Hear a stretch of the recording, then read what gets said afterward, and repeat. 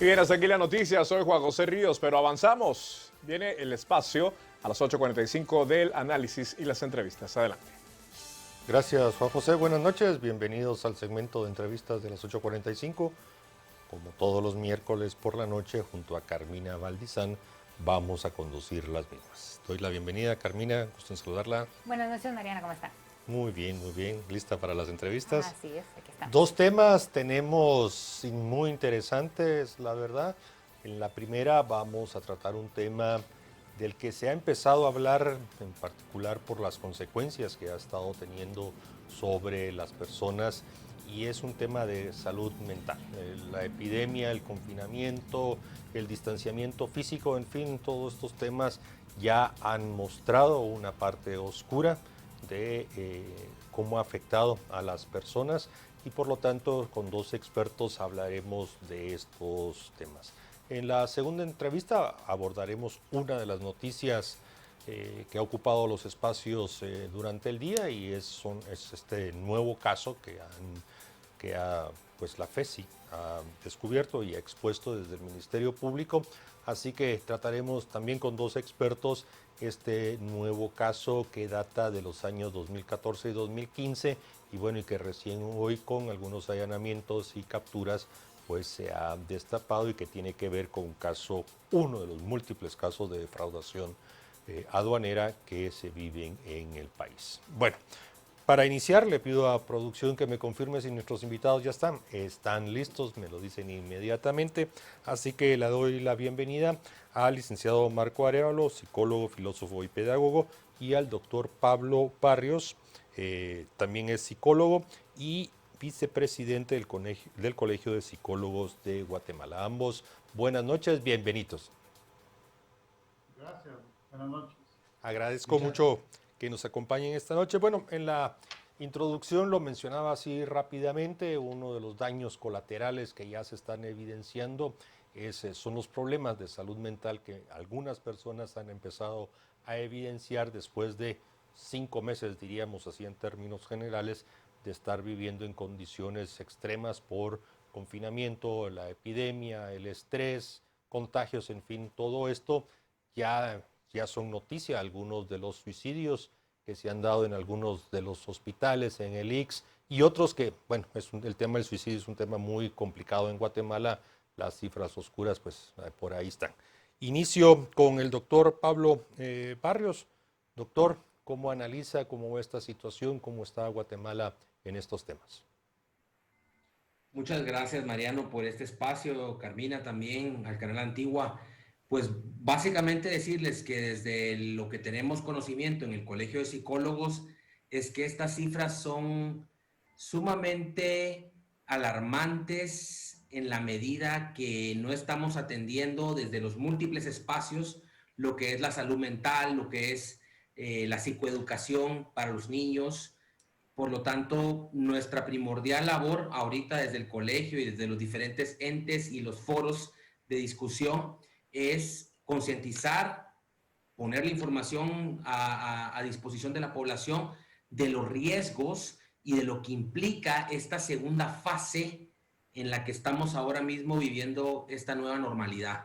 Así que las secuelas son en múltiples niveles, a nivel físico, a nivel mental, a nivel laboral, social. Por lo tanto, nuestra labor como psicólogos, psicólogas es atender a esta problemática que va en aumento. Doctor Arévalo, se habla mucho de los efectos del confinamiento. Un doctor español en psiquiatría que estuvo a cargo de, pues, el frente en el 11 de septiembre, él lo que decía es que uno de los mayores problemas es que le quitamos al ser humano la capacidad de planear. No tenemos un futuro que planear porque no sabemos lo que está pasando. La gente estaba confinada y no podía decir nos vemos mañana, pasó de visita, etcétera. ¿Cómo piensa usted respecto de esto? Sí, efectivamente, la incertidumbre que genera la situación trae como consecuencia que el futuro no se ve promisorio. Así es. Yo quiero enfatizar algo que me parece relevante. En primer lugar, suele decirse que Charles Darwin decía que la necesidad crea el órgano. sin entrar a discutir esta premisa, yo creo que de alguna manera estamos viendo que el tema de salud mental es un tema importante y urgente, que es parte de la salud pública, que quizá no le habíamos puesto la atención debida. Por supuesto, la salud moral es valiosísima, pero el ser humano no es, como suele decirse, solo un cuerpo. Es un ser psíquico-social y espiritual además. Entonces, esta situación nos está mostrando con crudeza que la salud mental, que es una situación que engloba la parte psíquica, emocional, afectiva, es importante y hay que ponerle atención. Efectivamente, así es, ¿no? La incertidumbre sobre el futuro nos hace tambalear. Estas crisis también ponen a prueba la solidez, suelo decir yo, de las estructuras emocionales, axiológicas de la persona, como toda crisis, como todo exceso de carga o tensión, aún en los elementos físicos se suele notar esto. Entonces, por lo mismo, estamos enfrentando la necesidad, como decía el doctor Pablo Eduardo hace un momento, de aumentar los esfuerzos de psicoeducación, aumentar los esfuerzos de apoyo psicológico, y qué bueno que estamos volviendo la mirada a la salud mental. Y insisto, que se vea parte de la salud pública porque no se le considera tal. Doctor Barrientos, a ver, entendamos cómo ya las personas deberían, a partir de ciertos, denominémoslos síntomas o situaciones, empezar a buscar una charla, una conversación, incluso hasta un tratamiento en relación a todo esto.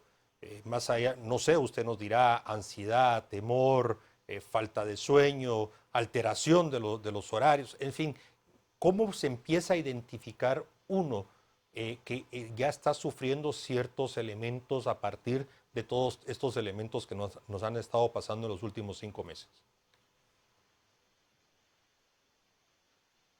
Doctor, doctor, su micrófono, por favor. El primer signo, gracias, don Mariano.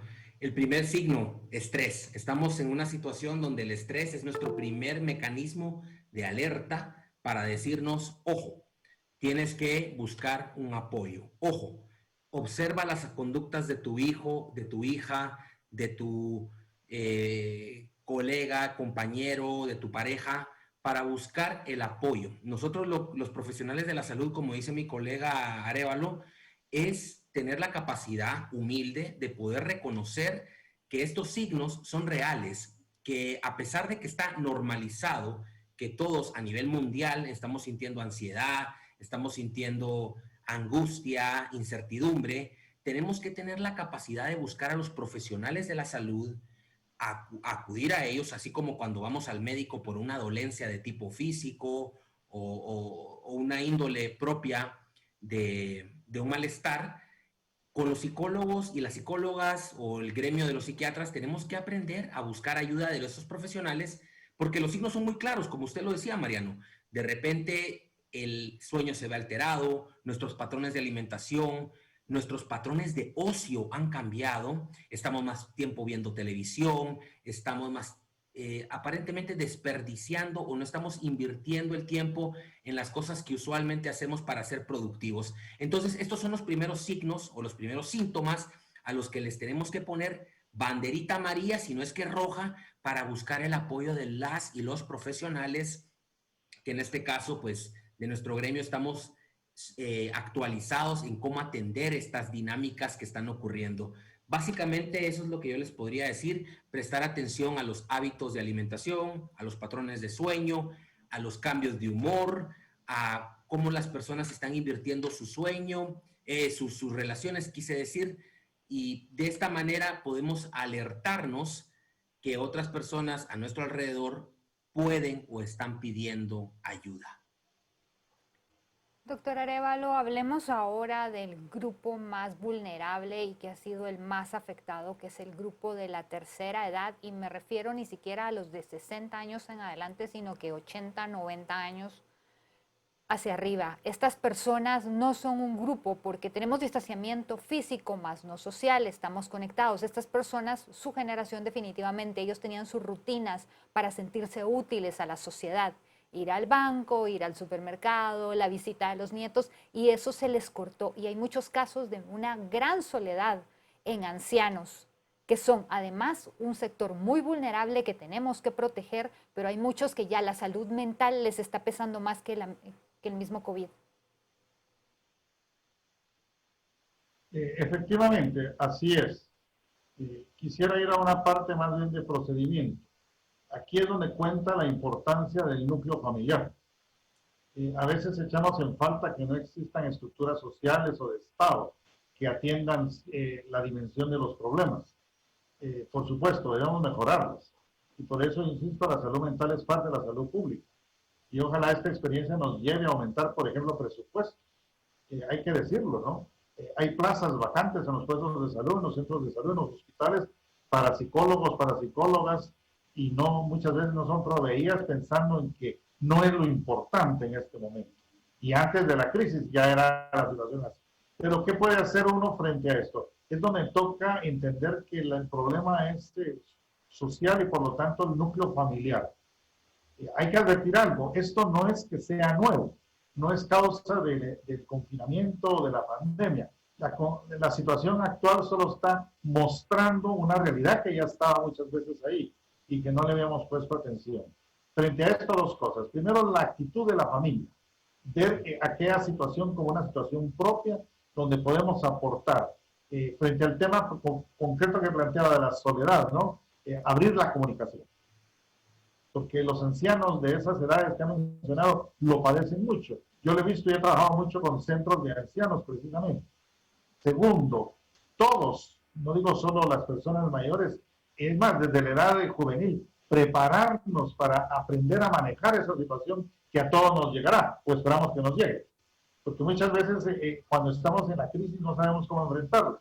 Pero si desde la edad juvenil nos empezamos a preparar, no solo pensando en acumular una riqueza material que quizá nos sirva en ese momento, sino prepararnos para enfrentar la realidad de una vida de adulto mayor, donde las relaciones van truncándose, donde los jóvenes o los adultos medios están abocados a lo suyo. Y entonces aprender nosotros a manejar esto, aprender nosotros a manejar nuestro tiempo, a aprender a tener unos ideales y unos valores que van más allá de ciertas capacidades, para descubrir que a pesar de, seguimos siendo útiles y valiosos. Y no porque la sociedad lo diga, pues, porque a veces el criterio es demasiado economicista, sino aprender a entender cómo manejar nuestro tiempo, nuestra vida, qué experiencias podemos tener. Y por ejemplo, aquí una pauta concreta, que las sociedades han generado en otras culturas con más énfasis, y es esta. Los adultos mayores tienen mucho que contar y todos tenemos mucho que aprender. Entonces, cuando desarrollamos la capacidad de narrar nuestra vida, por escrito o a otros que nos quieran escuchar, aquí viene la comunicación familiar, hablar con ellos, preguntarles cómo ha sido su vida, qué experiencias han tenido. Este mecanismo puede ayudar mucho. Insisto, aprendizaje para cuando nos llegue el momento y los que ya están en esa situación, abrirnos a la comunicación, que se sientan realmente acogidos en nuestra casa. La casa no solo es un lugar para que vivamos, es mucho más que eso. Y por eso yo diría que la crisis no está creando el problema, está evidenciándolo con mayor fuerza. Muchos de estos problemas ya estaban ahí, no se notaban. Nosotros sí los vemos en las adicciones, en el tema que ya se mencionó de los suicidios, en el estrés no manejado que se traduce en muchas otras disfuncionalidades. Pero el problema ya está. Tenemos que aprender a vivir dentro de las circunstancias en las que estamos. Marco Arévalo, ya Carmina lo preguntaba y lo comentaba, no es necesariamente ese distanciamiento social, sino ese distanciamiento físico, las características de nuestra sociedad guatemalteca en términos generales, siempre ha sido en términos generales de acercamientos físicos, de vida, de reuniones de familia, y hoy pues hay otros canales y precisamente las personas mayores han estado mucho tiempo aisladas para protegerlas. ¿Qué otros canales de comunicación sugiere usted más allá de de una llamada telefónica o utilizar alguna red social? ¿Qué otros mecanismos pudiéramos utilizar para estar lejos pero muy cerca de nuestras personas de la tercera edad? Primero, el olvidado, pero muy útil y valioso en otras épocas de la escritura, escribirles. A su vez, a la persona adulta pedirle que redacte un diario, que escriba algo que quiera dejarle a las personas que quiere, con las que no puede estar cerca en ese momento, pero ¿qué les diría? Y que no sea solo el epitafio, ¿no? Me he encontrado con algunas personas que se han dedicado a la tarea pensando en que va a llegar lo peor que puede llegar, que es la muerte, pero no solo es el epitafio. Entonces, esa ruta de la escritura, escribirles cartas, documentos que sean vivos, los niños de esto les gusta, ¿no? Planear la cartulina para el abuelo, para la tía, con recortes, ahí no estamos gastando muchas cosas. Y por otro lado, pedirle a ese abuelo que nos dé 10 consejos para enfrentar las crisis económicas, esas que él ya enfrentó en su momento, no es novedad. Este sería un mecanismo alterno, diría yo. Uno más que a veces cuesta mencionarlo y en estos medios causa ruido. Tenemos que aprender el valor de la oración. La persona es biopsicosocial, pero también espiritual, como lo remarca Víctor Frankl. Pero no es porque lo dice, es una realidad. Entonces, en el tema de la oración, aprender a hacer oración, que ojo, no es lo mismo que meditación, aprender a vincularnos con Dios dentro de ese marco reverencial que tengamos, y esto nos permite romper ese aislamiento. Es que no estamos solos, creemos estar solos. Sí importamos a alguien. De entrada, la existencia la tenemos como un don gratuito, y esa no la hemos perdido. Por lo tanto, entonces, este es otro gran recurso que de alguna manera estamos viendo que está reapareciendo, el valor de la oración. Agrego uno tercero, el arte. Y aquí es donde entra la educación preprimaria con su proyección a futuro. Las manualidades, el arte, no es algo que quedó en nuestra época infantil. Pedirle a estas personas que nos dibujen algo, porque a veces la capacidad de escribir no la tenemos todos, pero que nos dibujen algo que tendrá no quizá un valor estético, pero sí un enorme valor efectivo emocional. Entonces, ahí ya tenemos algunos elementos que podrían ser, digámoslo así, explotados. Luego, el compartir experiencias, porque quizá nuestros jóvenes o nuestros niños no tienen la disponibilidad para hablar con nosotros, pero las personas de nuestra edad sí. Y entonces resulta, como nadie nos vincula con otros, como yo, que tenemos los 80 años, que estamos aislados, que nos están protegiendo demasiado, no nos dejan salir ni a la ventana, entonces abrirnos esos canales de comunicación, porque esos otros como yo quizá quieren compartir lo mismo, que igual es una deficiencia que tenemos en nuestra sociedad. Yo no veo aquí estructuras sociales, plus, por ejemplo, para gente de tercera edad, para que se conozcan, para que convivan, para que compartan. Muchas gracias, doctor Arévalo. Vamos a darle la palabra ahorita al doctor Barrientos. Doctor Barrientos, hay varias preguntas sobre la mesa. Una de ellas es, bueno, los principales síntomas que pueden estar experimentando los guatemaltecos, porque definitivamente cada sociedad reacciona a estas crisis de diferente manera. Y también quisiera que tal vez que nos pueda apoyar un poco hablando para la juventud, que tenemos una juventud que está acostumbrada a vivir en el presente. Es uno de los problemas de la sociedad moderna, a la gratificación instantánea, y cómo esta crisis también les está creando a ellos conciencia que no necesariamente puede ser algo negativo, sino que algo positivo. Muy amable, Carmina. Sí, básicamente los síntomas son lo que tradicionalmente el cuerpo nos permite alertarnos de que algo está pasando. Nos referimos explícitamente a la ansiedad y nos referimos explícitamente a los síntomas de depresión. Estos dos síntomas han sido una constante desde el inicio de la humanidad. Entonces, hoy en día contamos con algunas escalas, con algunas métricas para poder identificar cuando una persona se nos sale un poquito de esa norma y poder tomar acciones. Entonces, desde el Colegio de Psicólogos, por ejemplo, déjenme informarle a su audiencia que está pues un programa de atención para personas en crisis que atiende de 8 de la mañana a 8 de la noche. Las personas pueden hacer su cita en la página de Facebook y se atiende mediante 31 voluntarios, y las personas que han acudido son de un rango muy amplio. Entonces, esto es un servicio social que aquellos jóvenes, personas de cualquier momento del ciclo vital, del desarrollo, pónganse en contacto, aprovechen este recurso que es temporal, pero que pueden hacer buen uso. Por otro lado, a su segundo comentario, Carmina, las personas jóvenes que ahorita quieren la gratificación instantánea están despertando, se están concientizando. Yo trabajo mucho con jóvenes, adultos jóvenes, y básicamente esto es un nuevo despertar. Las personas se han dado cuenta que el sufrimiento es una constante, ha estado presente en otros momentos claves en los hitos de la historia, y aparentemente este es un gran hito en la historia de la humanidad. Por lo tanto, desde mi consejo como profesional en el campo de la salud mental, es decirle a los jóvenes, lo que nos remarca el doctor, el licenciado Arévalo, hablen con sus familias, con su círculo cercano, entren en contacto, restablezcan la comunicación, porque ahí vamos a encontrar sabiduría. Advóquense a profesionales de la salud para que también puedan comprender que esta dinámica no los afecta exclusivamente a ellos. Los jóvenes de hoy están experimentando algo inaudito en la historia de la humanidad, y es este aislamiento. Decía el licenciado Rayo que los jóvenes están ahorita en un momento donde están en confinamiento, en algo que nunca se había experimentado. Entonces, instarlos a que no restrinjan estos síntomas en su propio mundo, que se extiendan, que se comuniquen, y mediante esta comunicación juntos vamos a lograr una mejor adaptación. Por lo tanto, esos serían mis consejos en estos dos puntos que usted remarca, Carmina. No sé si puedo ampliarle en algo más. Voy a aprovechar con Marco Arévalo, con el licenciado Marco Arévalo. Creo que pocos pueden contar cómo vivieron una situación con algunas características, como fue la gripe española. Creo que contada a las manos habrán personas de 100 años que pudieran contarnos un poco cómo fue en aquella época.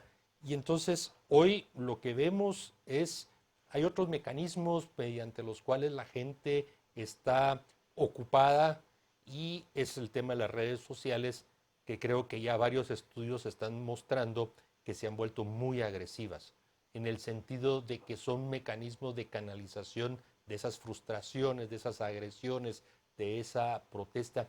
¿Qué sugerencia para que no se convierta en un elemento adicional de estrés, como lo decía el doctor Barrientos, y nos ayude a todos a calmarnos? ¿Qué debemos de hacer? ¿Cómo debemos de abordar el tema de redes sociales, Marco Arévalo? Yo diría focalizarnos porque la crisis es grande, no la comprendemos, tiene muchas dimensiones, pero focalizarnos en un interés común, que es darnos ánimo. Cuando nos focalizamos en lo positivo, y es señal de salud mental, ser optimistas a pesar de las crisis, y es lo que Víctor Frank nos enseña muy bien con su diario de un psiquiatra en un campo de concentración. Él vio y constató esa realidad de personas que, a pesar de la penuria del campo, vivían optimistas y positivas y le daban ánimo a los demás. Mantener esa esperanza. Yo me iría en ese punto focalizado. Y quiero agregar algo más, un poco a propósito de lo que preguntaba antes al colega Barrientos. Yo creo que también tenemos que entender los guatemaltecos que no es malo sentir estas cosas en sí mismos. Porque a veces en Guatemala hay la tendencia que cuando uno es ansioso, tiene depresión, es que son tus nervios, se descalifica, como que fuese una debilidad, y por eso tenemos a ocultarlo. Más los varones que las mujeres, por cierto. Tenemos que darnos permiso de ser seres humanos, admitir que sentimos, tenemos emociones, frustraciones, cóleras, porque es la primera etapa para poder canalizarnos y vocalizarnos. Todavía hay una tendencia como a ocultarlo, ¿no? Por lo mismo, entonces, aceptar como lo que somos. También quiero hacer una llamada de atención a la autoridad pública. A mi juicio, sería muy importante otro momento para dialogar sobre esto, la comunicación de la situación. Creo que más que ayudarnos a focalizarnos en lo positivo, ha manejado la incertidumbre y ha creado mucha confusión. Eso es una crítica que hago desde mi actividad profesional. Creo que se pudo haber manejado de otra forma. Sigo viendo muchos lados oscuros en todo esto. No me han convencido muchas cosas, porque nos dicen que estamos mal, que estamos peor, y de repente nos dicen que nos quedamos a solas, ¿verdad? Entonces, esto no contribuye. Me parece que no se ha manejado bien esta comunicación. Tal vez ha sido la prisa, tal vez ha sido la parcialidad de la que se ha visto el problema, esa dialéctica falsa que se creó entre la vida o la economía, como que si la economía la tuviésemos porque sí. Es que el trabajo, por ejemplo, en un país de trabajo informal, la actividad económica es fundamental. No es, ese es un falso dilema. No es que porque yo quiera trabajar y salir a trabajar es porque no aprecio, no me importa la vida. Es que a veces pensamos que todos tienen la seguridad de un salario fijo que cobrar al mes, a pesar de lo que está pasando. Y eso lo pueden tener algunos, pero no la inmensa mayoría de guatemaltecos. Entonces, creo que no ha habido una comunicación efectiva que ayude a salir de la crisis. Focalizarnos, mejorar la comunicación.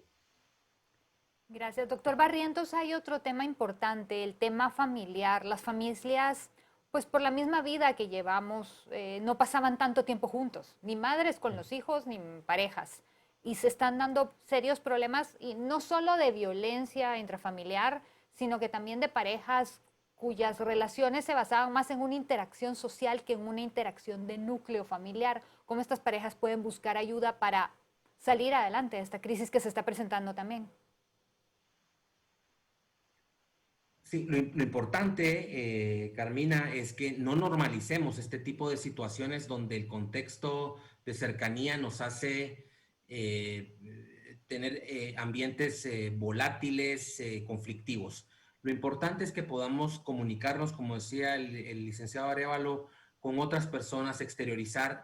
Aquí es donde le damos la vuelta a la situación y podemos utilizar las redes sociales de manera positiva para externar, para ponernos en comunicación con otras personas que también están viviendo lo mismo y ver que de alguna manera esto, la nueva normalidad no implica el nuevo conflicto, sino que la nueva normalidad implica la nueva comunicación, implica la capacidad de extender que nuestros conflictos no son solamente en el núcleo familiar. Esto afecta a todos. Yo como padre de familia de chicos de 10, 7 años, les puedo garantizar que para todos ha implicado un cambio rotundo en las agendas escolares, en la dinámica, en los tiempos, pero todos tenemos que aprender a ser tolerantes en la medida que aprendamos a interiorizar esta virtud como parte de nuestra personalidad, la tolerancia como un valor que ha estado presente en los guatemaltecos durante tanto tiempo, pero que lo hemos ido dejando por ahí, pero que es algo que nos distingue en la medida que eso se integre como un nuevo valor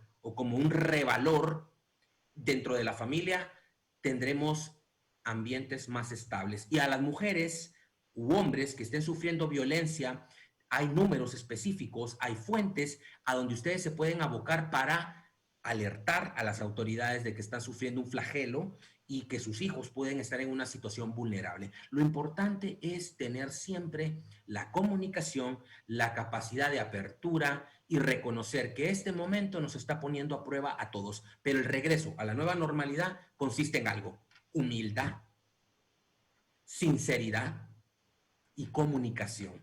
Eso es lo que yo le puedo decir, que es mi mejor consejo desde el plano de la salud mental y desde la psicología psicoeducativa para las familias guatemaltecas y a nivel internacional. Doctor Barrientos, en la misma línea de pensamiento y de pregunta de Carmina, ¿algunas sugerencias de qué se debe hacer? Ya usted en algún momento nos decía, hay números específicos, está este servicio que está brindando el Colegio de Psicólogos, pero no todo el tiempo está uno conectado o tiene la oportunidad de estar conversando. ¿Qué sugiere usted? ¿Ejercicio, lectura, música, en fin? ¿Qué se puede hacer en estos momentos precisamente para esas horas donde no se tiene la atención directa por parte de un profesional? Correcto, me lo dice mi hija de 7 años. Papi, estoy aburrida, me dice. Por supuesto, imagínense cómo si los niños de 7 años están aburridos o desesperados, cómo no los adultos. Entonces, lo principal, establecer rutinas sencillas en donde podamos, sin gastar dinero, experimentar atención plena. Y me refiero a poder agradecer cada quien desde su plano espiritual, el agradecimiento por estar bien de salud. Hay otros que la están pasando mal. Otra cuestión es dedicar un tiempo a la lectura. Eso es muy, muy importante. Dedicar un tiempo a una caminata, dedicar un tiempo a un espacio privado de reflexión, aunque estemos en el seno de la familia y estemos, podríamos decirlo, sobreestimulados por todas las rutinas de los demás, tenemos que encontrar un momento o pedirle a nuestra familia un momento para nosotros mismos. Ahora, familia, necesito 10, 15 minutos para mí. Y esto lo tenemos que reconocer en nosotros mismos, pero también en nuestra pareja, en nuestros hijos, en nuestros demás familiares. En la medida que podamos garantizar cierta intimidad, más allá de lo que son las rutinas y el aburrimiento, vamos a lograr mejor salud mental, mejor conexión.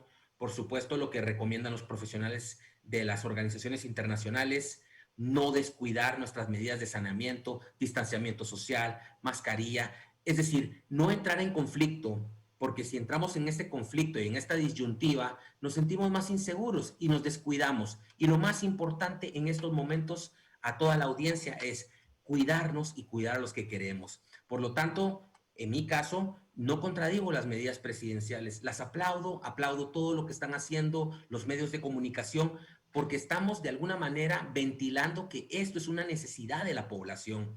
Necesitamos tiempo, necesitamos reactivarnos y esto lo vamos a garantizar en la medida que tengamos comunicación. Así que esas serían mis recomendaciones: comunicación, tiempo propio, recreación, ejercicio físico, por mínimo que sea, y sobre todo, cuidar mucho la alimentación, el sueño y en dónde invertimos nuestro tiempo.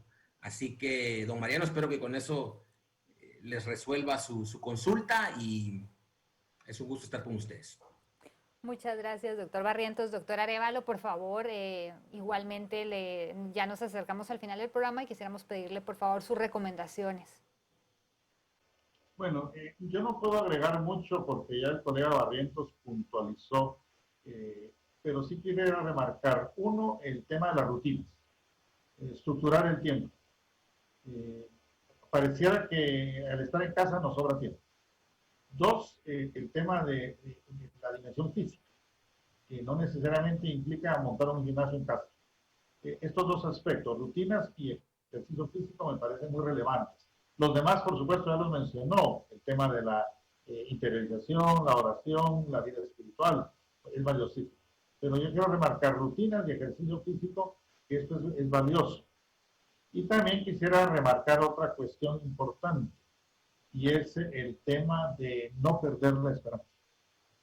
Cuando contemplamos en perspectiva histórica, la humanidad no es primera epidemia que atraviesa. Y es primera vez a la inversa que se atraviesa una epidemia con grandes recursos tecnológicos en lo biológico y en lo comunicacional. Entonces, la humanidad ha sobrevivido. Tan solo la diferencia entre la crisis del 20 y la actual, hace 100 años, de la que tenemos muchas pruebas documentales, porque hay otras que tenemos, pero es más mítica, no hay documentos. Pero en el 20 sí hay mucha documentación. El avance inmenso que tenemos. Entonces, la crisis es fuerte, pero la humanidad ha sobrevivido. Mantengamos la esperanza. Creo que eso es un elemento importante. Y aquí es donde también tenemos que elevar nuestra mirada al cielo. La verdad es que el Señor de la historia no somos nosotros. La crisis pone evidencia, decía al principio, la solidez de las estructuras espirituales de la persona. Hay un Dios creador providente y no hay que dejarlo de lado. El problema de la humanidad occidental, sobre todo en el siglo XX y XXI, es que se sintió tan autosuficiente que por eso, como decía el colega Barrientos, ¿no? Los jóvenes tienen que aprender que la vida es fugaz, se termina. Y no es cuestión solo de los viejos o de los pobres. Todos podemos sufrir en un momento dado. Ese es un aprendizaje que tenemos que recuperar. La esperanza está unida a la visión trascendente hacia el absoluto. Bien, agradecemos a Marco Arévalo y a Pablo Barrientos que nos hayan acompañado esta noche. La verdad ha sido una entrevista muy enriquecedora.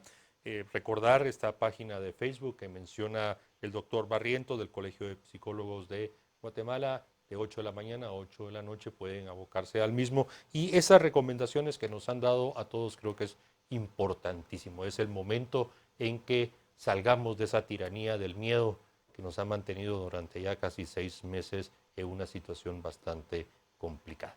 Vamos a hacer un corte comercial y después del mismo tendremos la segunda entrevista conducida junto a Carmina Valdizán y trataremos la noticia probablemente más relevante del día, es este nuevo caso de defraudación aduanera que ha sido comunicado por parte del Ministerio Público. Los esperamos.